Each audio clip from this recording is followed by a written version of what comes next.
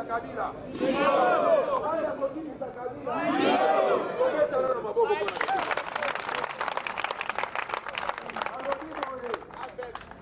Wana ezali sesemuke. Na mboka moko ezalaki na papa moko mubange. Papa wana musala na ye kolobaka kaka verite. Soki alobi eloko, il faut eloko sala nini? Esalema. Eloko yango epesaki bato ebele jalousie. Parce que alobaka kaka bien. Mais un bon jour, jeune moko akendaki po a induire papa wana asala erreur afin que baseka ye. Tango akomaki devant papa akangaki lipungu. Atuni papa nalingi natuna yo mpaka na loboko na nga naza na lipungu. Wana azwi musapi na ye muke atie na mutu ya lipungu. Atuni ye papa yo lobaka kaka verite. Nalingi nayeba soki okopesa nga verite oza nango. Na loboko na nga naza na lipungu. Nalingi nayeba soki eza na bomoi ou bien eza ya kokufa. Idepesi viva. Yoka réponse ya mpaka tali mwana parce que mwana je na ezalaki nini. Soki papa alobaka eza ya kokufa alingaki atika ngo na bomoi alobi omoni eza na bomoi. Soki papa alobaka eza na bomoi alingaki afina mutu wala kisaye omoni eza ya kokufa. Idepesi viva. Kasi yoka réponse ya mpaka alobi mwana yeba lelo ke liwa ya lipungu na bomo ya lipungu eza na maboko na yo. Soki olingi lipungu akufa kosala nini? Akokufa. Soki olingi pe azala na bomo ya kosala nini? Idepesi viva. Ayango nalingi nayebisa bakombata boyi. Kokende ya Kabila eza na maboko na bino. Kotikala ya Kabila eza na maboko na bino. Soki bino bolingi Kabila akenda kosala nini? Soki bolingi atikala kosala nini? En tout cas, nde muke nazalaki na yango.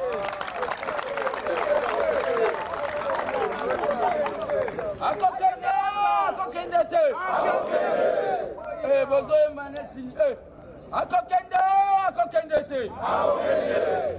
Kabila akokende te. Na Rwanda maboko pona binomo. Akokende te. Ale awuji Tanzania. Awuji Tanzania. Akumbi defa. Ayena kati ya Congo. Aibi Congo na biso. Kosali élection. Aibi biso victoire. Mandana yepe sili. Alingi pe kokende te. Ekana.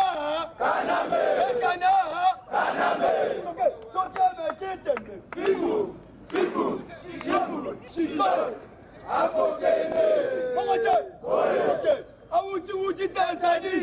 Akumbi defa. Ayena kati ya Congo. Aibi Congo na biso. Kosali élection. Aibi biso victoire. Mandana yepe sili. Alingi pe kokende te. Ekana.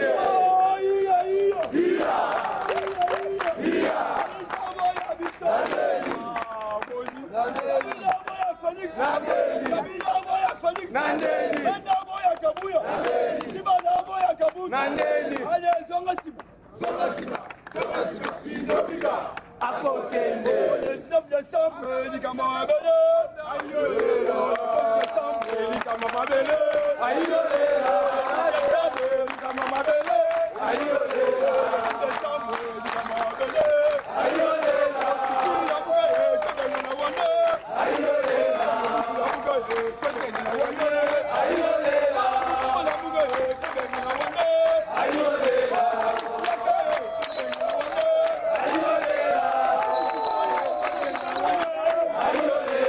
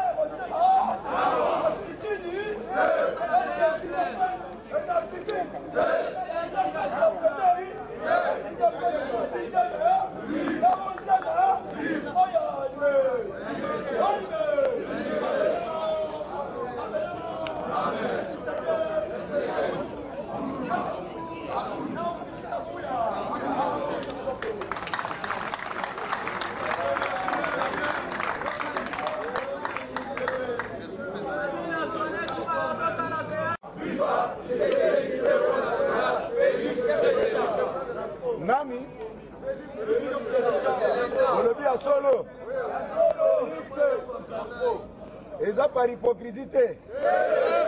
Ce qui est à solo bola kisango manifestant wana kotombola maboko.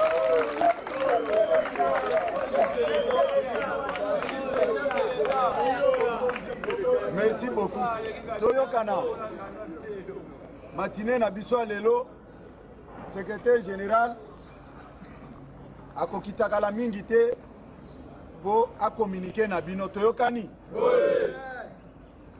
Nayoki batu mususu bazolo bake matinée politique eza eloko ya mabe bino boboyi yango. Eza solo? Eza solo? Banani? Nalobi boye. Matinée politique oyo mutu a instituwa yango eza président Tshisekedi. Toyokani?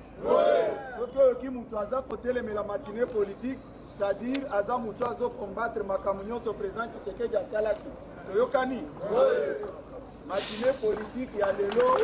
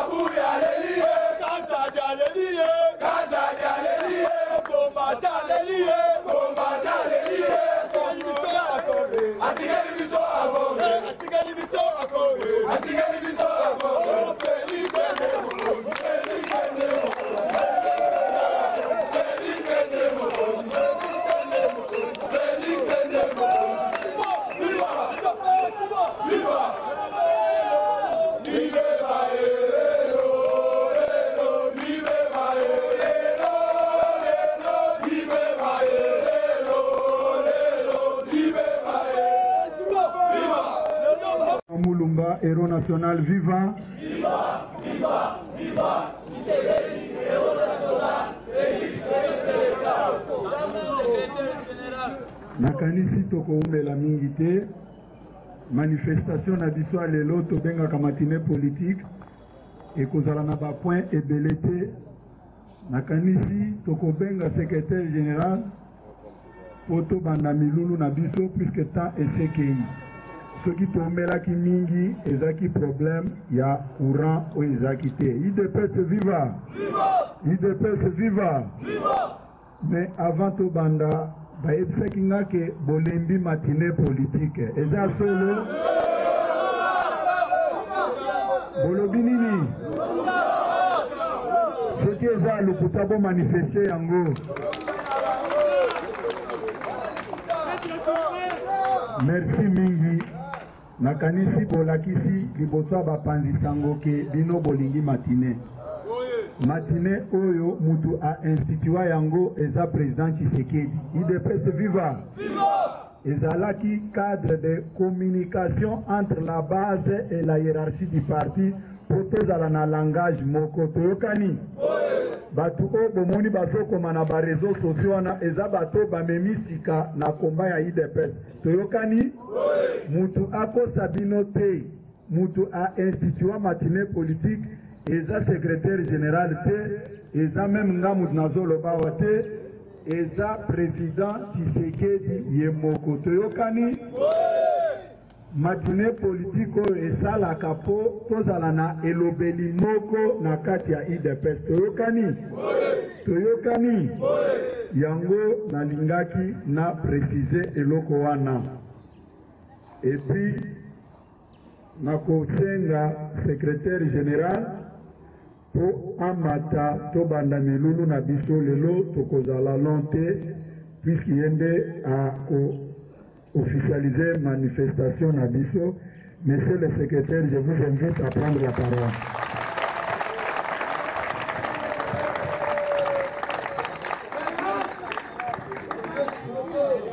UDPS viva! UDPS viva!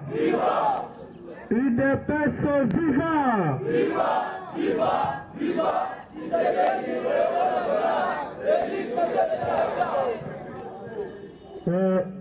Matinée na biso lelo bobi ke tosala kango chaque mercredi, mais tosali yango lelo jeudi parce que bomonaki moi mon boulot balinga bamemela biso a lobby na ko expliquer bino ndango to lobby tokosala yango lelo na matina lelo tokozala na point misato.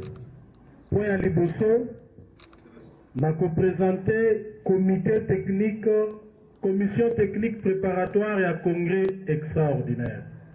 Batu balobaki mingi congrès. Nazaki obisabino que Kabunda za contre congrès te. Kasi toko permettre moto ata moko te asala biso coup à travers congrès. Congrès wana ezali po consolider parti, ezali po boma parti te. Mais ngai ne bomoni ngawa nazali wana nazo kengela. Tokokota congrès, tokobimana président à parti, pe tokoko bana komba oyo. Nde rolo nga nazo jouer siko. Ensuite, je vais expliquer bien pourquoi les policiers bazaki à lobby. Et puis, attitude nini oyo biso ba combattant de paix c'est sengeli zala na ngonga oyo. Et enfin, tokolobela nanu entre biso moko manifestation le 30 novembre. Tokosala siko nini pona le 19 décembre. Le 30 novembre zaki récite to échec. Tokolobela okaka. Bon, tous les cas, na premier point, na kobenga porte-parole à parti, atanga ba décision misato, oyo ezali constituer commission ana, oyo tozali na décision moko oyo ezali ko créer commission, décision mibale ezali ko nommer ba membre, nyonso 32 ya commission. La décision misatu ezali ko nommer ba membre à coordination. Sengeli bino bomo na bango o nyonso azali na mayele na mwa makanisi ya kopesa po ete congrès na biso simba bokomona bango soit par écrit ata na téléphone bolandi bango bisika baozalosa musala bopesi contribution na po ete congrès na biso ekota na kimia pe esila na ndenge malamu. Donc porte-parole, on a la parole juste pour la kotanga le 3 décisions.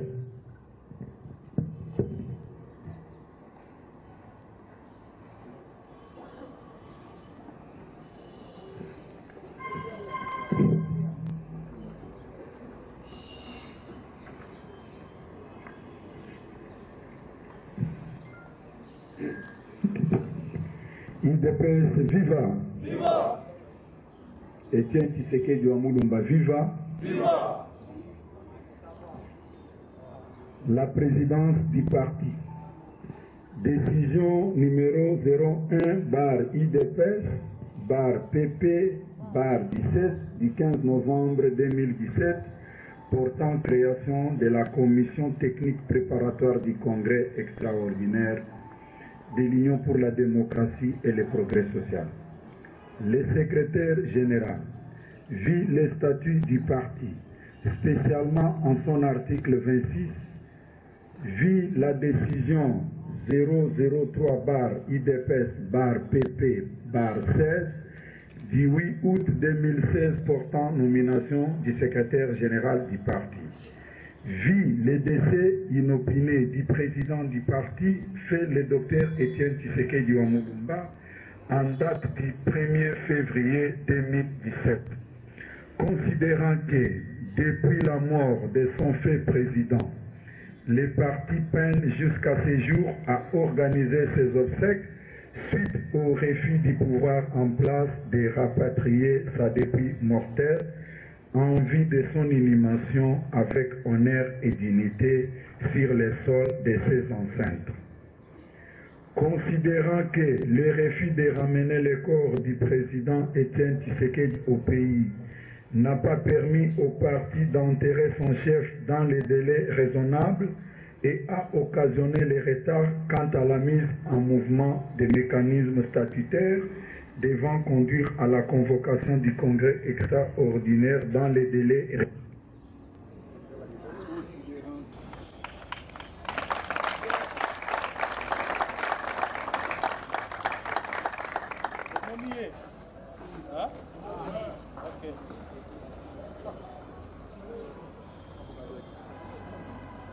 Premier coordonnateur adjoint de la commission technique préparatoire.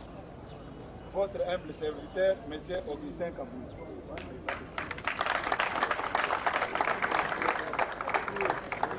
Deuxième coordonnateur adjoint, M. Pierre Zomba. Pierre Zomba. Secrétaire rapporteur de la commission technique préparatoire, Maître Peter Kazak.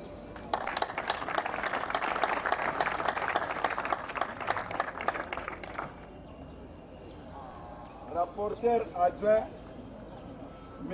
Yves Bongoul.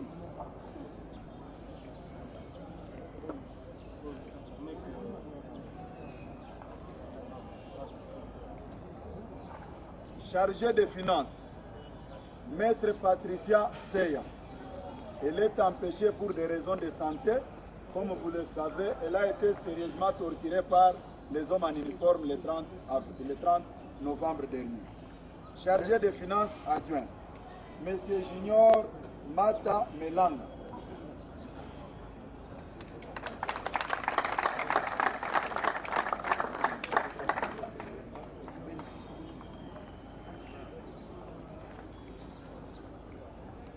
Article 2. La présente décision entre en vigueur à la date de sa signature.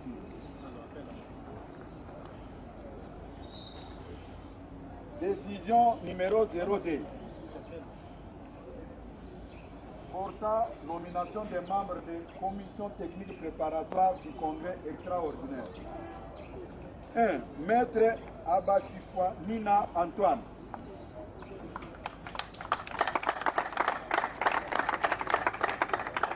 Monsieur Baruti Limbaya.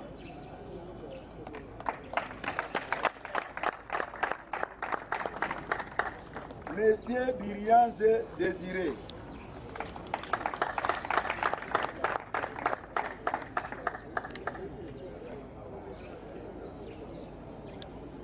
Maître Elakano Jean-Jacques. Il vient de très loin. Nous avons tenu compte de tout le monde. Il vient de notre fédération de Ouvira, le président fédéral.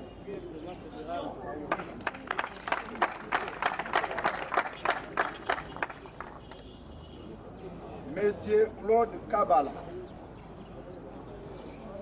Il est empêché, c'est le président fédéral de l'UDPS Lukunga. Monsieur John Kabeya.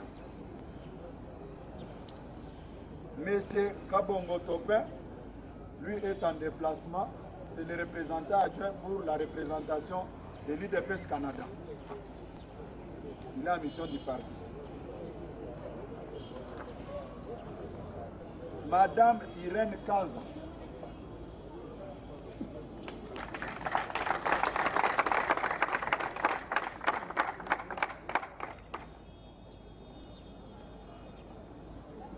Madame José Kapinga, empêché. Monsieur Kachala Iber, lui est empêché pour des raisons de santé. Il s'est excusé déjà. Monsieur Kassongo Joseph, c'est la même chose aussi. Tridon Kayembe, c'est la même chose. Madame Patricia Seya, elle fait partie de la coordination. Nous avons déjà parlé de son cas. Maître Zachary Kenda.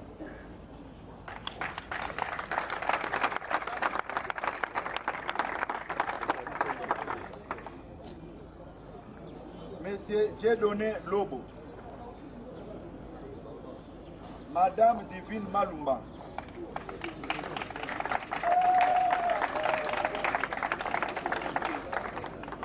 Monsieur Mukamwanza Rigobert. Monsieur Fadi Ngenda Fadi.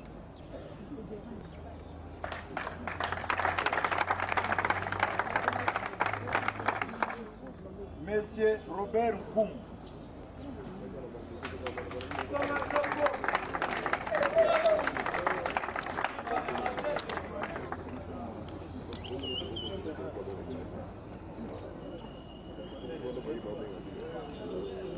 Professeur Pambo William, lui est empêché pour des raisons académiques. Il est encore à l'INIKIN là-bas, c'est un professeur. Monsieur Jean Tezou. Monsieur Chibouyi Moulay Djani.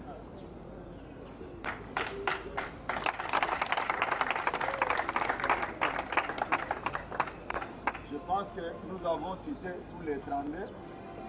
Il y a Pierre Zomba qui fait partie de la coordination que je n'ai pas voulu citer encore puisque nous avons déjà cité son nom en ce qui concerne la coordination.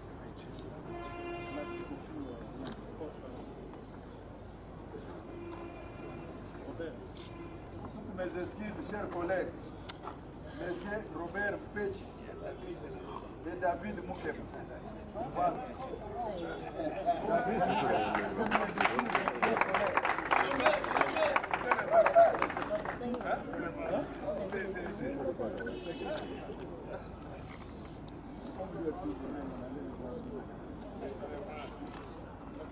Merci beaucoup, monsieur le porte-parole.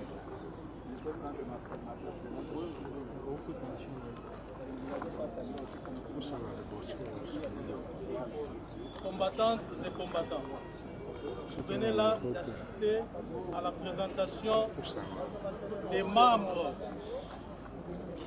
du comité technique préparatoire du congrès extraordinaire de l'UDPS. Il n'y a pas de congrès, il n'y aura jamais de congrès de l'UDPS. Comme vous le constatez, il est certes vrai que le temps nous presse. 10 mois après la disparition de notre président, heureuse mémoire, paix à son âme, on voudrait bien connaître son successeur, mais aussi nous ne sommes pas bousculés par qui que ce soit. Cette commission a daté d'aujourd'hui, c'est ce qui dit la décision 01, elle a 30 jours pour présenter son rapport afin que la présidence du parti ait une idée sur la faisabilité quant à l'organisation et à la convocation même de ces congrès. Je demande à toutes les combattantes et combattants de l'UDPS de bien vouloir aider cette commission à bien faire son travail, aider cette commission avec des observations avec des propositions quant à ce, parce que nous avons besoin d'atterrir. J'informe aussi à l'opinion que dans ces pays, l'UDPS, tel que vous les connaissez, ne sera jamais divisé. Il y a en ce moment les vendeurs d'illusions, tout autre but, qui sont en train de s'aventurer, et cela nous importe peu. C'est un événement pour nous. Bien sûr, nous ne sommes pas intimidés. Le congrès va s'organiser dans de bonnes conditions, comme voulu par la base.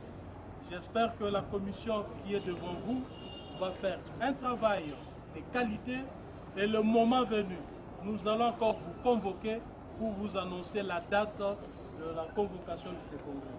Merci beaucoup. Soutenez cette commission. J'ai besoin d'entendre que la base du parti est derrière cette commission, que la base du parti soutient la commission avec des propositions jusqu'à la convocation de ce congrès, qui n'aura qu'un seul point à l'ordre du jour, conformément à nos statuts. Le point, c'est l'élection du nouveau président du parti. J'aimerais bien que ceux qui voudront être candidats commencent déjà à se préparer, parce que nous avons actionné les mécanismes. Bonne chance à tous.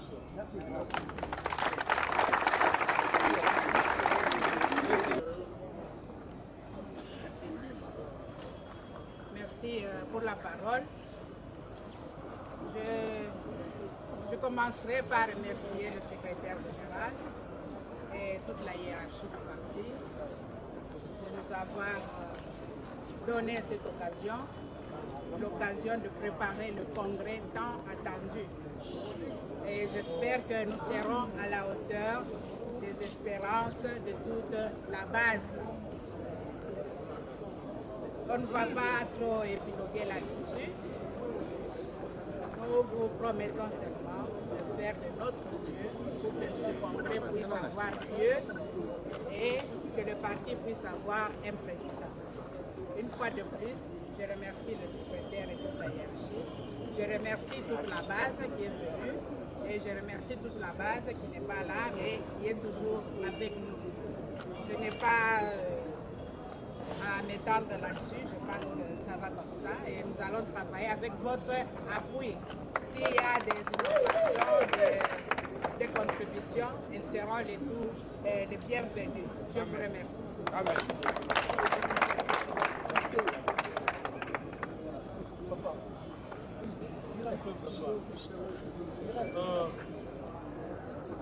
Combattante na combattant nazoloba na linga ya sikoyo makamba français sili tokani ndenge d'ailleurs la plupart tozaki na bino lobi omonaki la police ekotaki awa. La police ekotaki awa, c'était sur ma réquisition.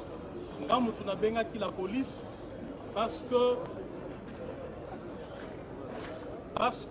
namonaki ete bafauteur à nos troubles balingaki batia mbutu na kati ya permanence. Bango bakanisaki ete nakozwa bakombata mosusu po baya kobunda na bango po ete baloba que KO ezali na UDPS. Parce qu'il y a des gens, il ne faut pas oublier que bazali kolinga baseme butu mbutu na permanence à UDPS pour na ko accréditer thèse ya KO na UDPS. Baloba que na 11e rue KO ndeza kuna. Eloko malongeza kuna te mobulu ndeza wana. Alors pour y arriver, bazali kotinda ba infiltrer awa pona baluka mobulu wana. Nasi na yebisa bino ete na Allô Otika ba combattant est là. Dino, mais c'est qui celui-là? Mais toi, tu peux regarder. Otika ba combattant, qu'est-ce qu'il va dire? Nasi na yebisa bino que ndenge bozo monangao. Eya na butu, eya na moi, ekokuta ngai. na kosala face na mutu nyonso ata satan na ye moko na maseke na ye ase qu'il s'agit ya kopréserver parti na kobala mutu te wana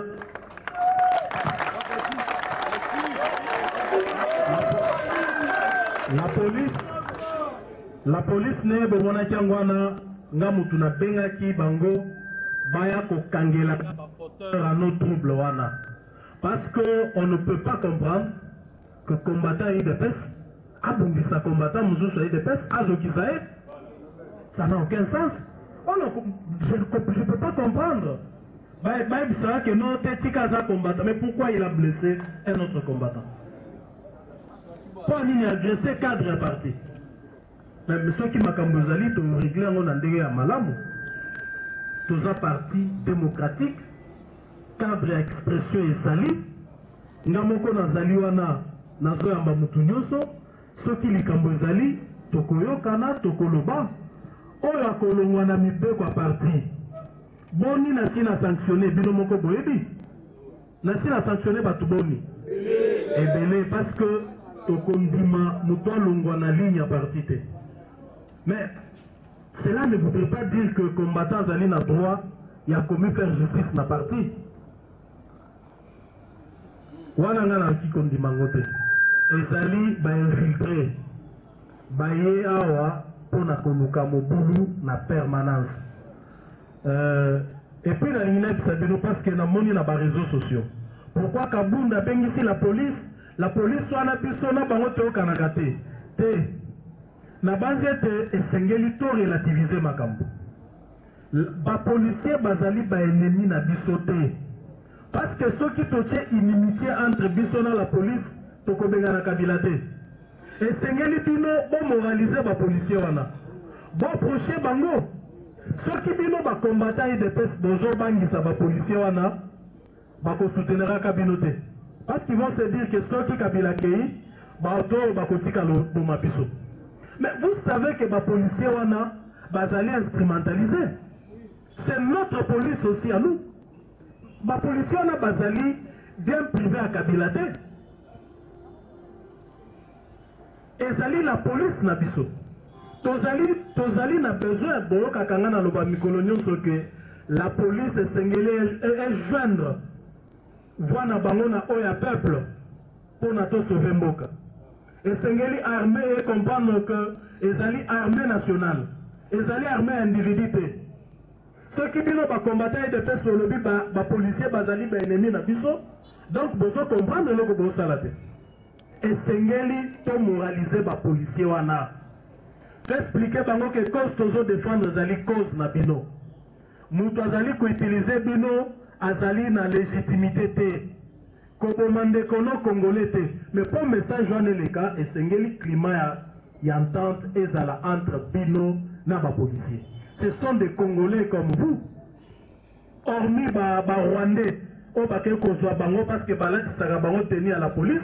Bien moko boyokaki rapport ya Women Watch Watch que bazali ko recruter na Rwanda na Uganda ba ex-M23 mais na ebisa bino que ba recruter kapé ba mercenaires étrangers ba Rwandais ba Ougandais ba Tanzaniens même ba Zimbabwe bazali awa des mercenaires pour tuer les Congolais. Donc tokoki kozwa discours wana te soki tozali vraiment besoin ya kokoma un objectif ya kobenga na régime oyo. C'est la police qui nous fait la merde. Police nezali ko empêcher que régime oyo kende. Esengeli tosala pont entre biso na bango. Yo combattant IDPS. Kotambolaka te omoni police oyo se non, yo za ennemi na ngai. Non. Ce sont des gens visiblement manipulés. Ils ont aussi peur basi bayebi ke makambo oyo esika bazali kotinda bango eza mabe. Mais bazobanga parce que régime oyo ezali régime ezali koboma. Ceux qui policiers le but te makambo eza malamu te bakobende na molili babomiye. Tozokana bien. Et la plupart ya ba policiers bozomona très méchants vis-à-vis na bino, ce ne sont pas des Congolais. Ezali ba mercenaires.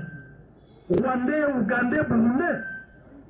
O bazali ngonga ba manifestation balatisi bango tenue à la police toboyi te ke bandeko na biso mosusu à la police basalaka bino mabe mais oyo ezali politique ngai soki natenira compte ya makambo bapolisier basi basalanga depuis ke naza na idps nakoki kopesa policier mbote te parce que ebandi awa te ebanda kala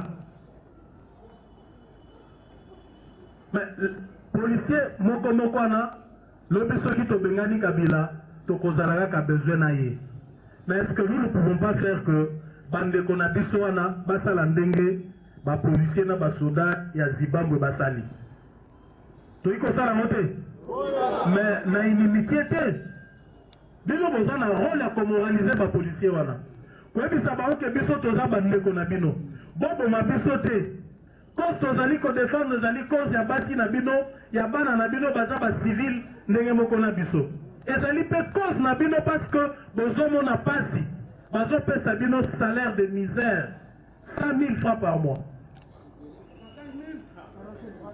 Donc discours wana namonaki na bareseau sociaux ezali discours ya lukuta moto azwi elongi ya Tshisekedi atie wana azwi elongi ya Félix atie wana akomi koloba bilobela la plupart eza bato ya nerf oyo bazali kolinga kocreuser fossé makasi entre le peuple congolais na la police mpona kodresser la police contre le peuple congolais ezali la police ya mboka soki yo combattant ozwi likambo epa na yo okotelefone bacombattant mosusu mpo bakosecourir okende api alors soyons rationnels dire que Kabunda aza traître po abengi la police et restaurer ordre public ezali vraiment ça dénote vraiment ezali responsabilité monene. Je ne pouvais pas laisser les gens s'entretuer ici. Qui a dit que biso toza ba ennemi à la police? Ah, nebino bozawa, nani aza en déconner la policier te, soldat te. Donc, toyeba ke batwana, bien que bazali kosala biso mabe, to continuer kaka na ko sensibiliser bango. Un jour, bakoyoka. Tobangisaka bango te. Pour ceux qui biso tozobangisa bango ke bino bokomona. Ces gens-là ne nous approcheront jamais. Bakoloba non, bato baza mabe, totika la tesika toza. Pour ceux qui, awe baby, bao ba oboma biso.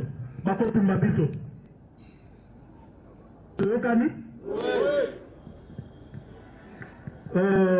Nazali ko remercier ma combattant.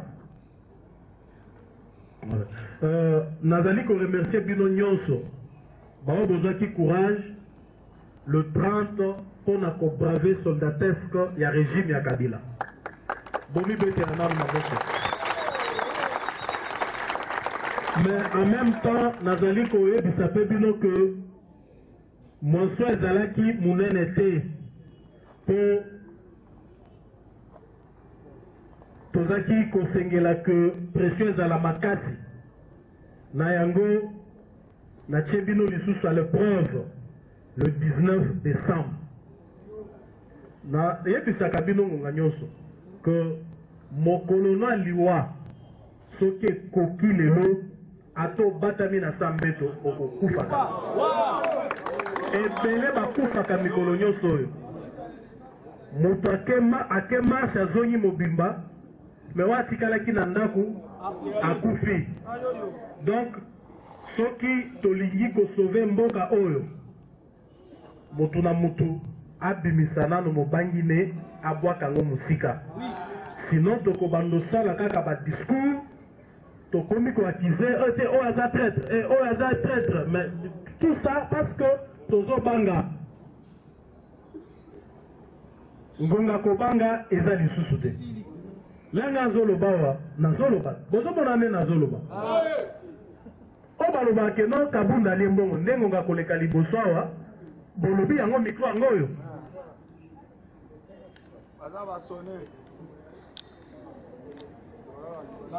Alors le 19 décembre nasengi bino bobwaka mobangi mosika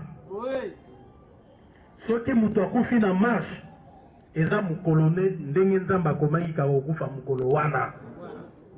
Soki akufelaka na marche te toutes les façons ata na ndako alingaki akufa po liwa na bomoi eza kaka na maboko ya Nzambe. Soki bato bazokufa na bopito, soki bato bakufa na ba circonstance ya okesena, menga mona ke mutu soki akufi na marche pour na exiger libération mboko, pour na exiger démocratie, c'est un héros. C'est un héros. Botika ba discours na ba pasteur miibi oyo bazali ko démobiliser population na ba église na bango. La plupart baza baja ba aner. Bomoni ndenge ba église ezotonda. Mais ceux qui pasteur azo prêcher le but sambela nzambe makasi okozwa musala musala ne kokweya parce que ba entreprise ezate na mboko. Hein? Ba entreprise ezate ba société ezate. Yo ke ndota musala na kokweya na mapata nini? Problème eza wana te. Problème eza kobundela mboka po ete to créer ba condition ya malamu oyo mutu nyonso akomi se retrouver. Alors, méfiez-vous des prédications au bazali ko sabino que ce que sali 30 jours il y a prière au koza mutuka au koza musala c'est faux et faux. Wana ezali besoin primaire de ba kemboko yo ezali besoin na makambo ebele. Ceux qui au Congolais au sali effort yeba que ba église et koko mata 1 million mais solution to kozwa kangote. Nazi ba information que ba pasteur rebelle na ya minene ya ba église minene baza ba directeur ya aner bazali ko ebisa bango bazala ko conditionner peuple pour na babanda ko bouder ba manifestation ya ko exiger démocratie na mboka. Bon ça attention tozoka na bien.